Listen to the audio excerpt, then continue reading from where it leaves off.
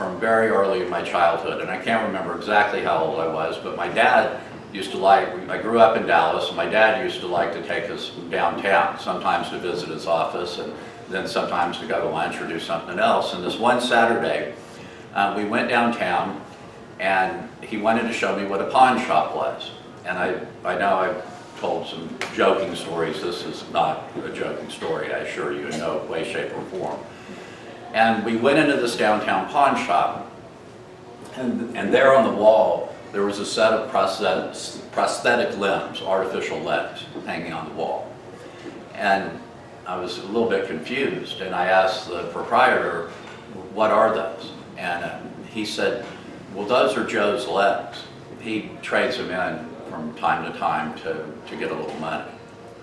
And my dad wanted to leave in a hurried fashion, and we went outside and we got in the car, and I was in the passenger seat, and my dad was a decorated Marine and tough as a boot, and nice as he could be as well. But I looked over and I saw something I'd never seen. He had his head bowed and tears were streaming down his face. And I said, Dad, what's wrong?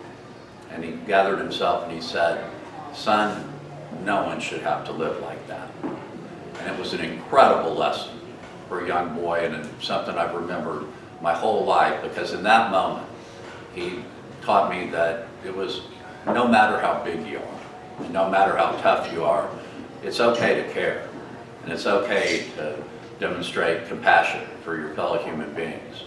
And we've gotten so far away from that here in the United States. We don't show compassion for the immigrant community, for hardworking men and women who are just trying to get ahead, minority communities. The list goes on and on. And without a change in leadership, that's not going to change. And I know every election year, politicians come before you and say, this is the most important election of your life.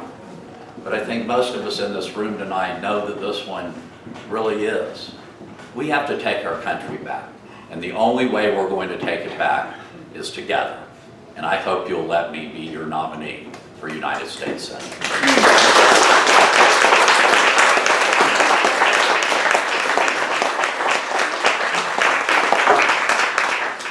10 minutes for questions. Perfect. Yes, sir. I don't have Bernie here to ask. Medicare for all, big chunk of Medicare, the retirees is Medicare Advantage. It's run by insurance companies. Not well, it's half, it's a very large. So how does Medicare Advantage fit into Medicare for all? Because it is insurance company run. So what happens to Medicare Advantage if you have people buying into Medicare? Well, some people call Medicare Advantage Medicare. So you're talking about pure Medicare people buying into? Well, that would probably be how they would stay in business, is providing those plans. But I don't, as far as all of the details of the plans, I think that's going to be something that is going to have to be negotiated going forward. But what I tend to hear is that people who are on Medicare like it and find it to... Right. A big chunk of those people are being on Medicare through insurance companies. Right.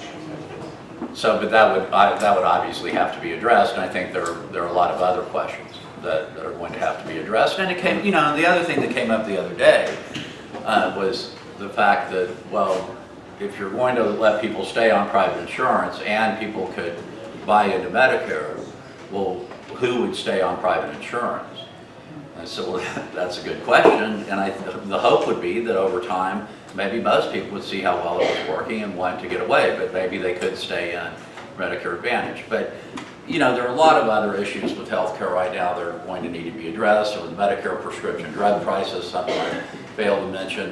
Why are we paying more for prescription drugs than anyone else in the world? That makes no sense whatsoever. And it's because, on purpose, Medicare was not allowed to negotiate the price of prescription drugs under, the prescription drug benefit. But those private insurance companies do. Right, of course, And I think we have to get away from what I call the monopoly money of healthcare. It's the only thing we have no idea what something really costs. Is a CAT scan $12,000 or $2,000, or is it whatever Blue Cross Blue Shield says it is. And it makes it very difficult to sort of figure out what the true cost really is. So there are going to be a lot of things to address. Yes, sir. People in here know me more as the climate guy, but this isn't going to be a climate question. One way I'd like you to frame this more is call it climate crisis or global warming. Climate change is a Frank Luntz pundit term to make it sound, it's not as good. But my real question is, what's your feeling about legalizing cannabis? And the reason I ask that, if we want to get rid of private prisons, quit throwing, young black and brown men into prison.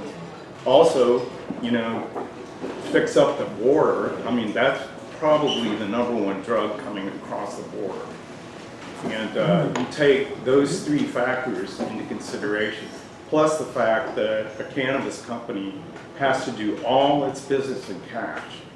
I mean, that just sets it up for Well, let me tell you this. craziness. I have one boy who's 24, and I have another boy who's 22. How do you think I feel about the legalization of marijuana?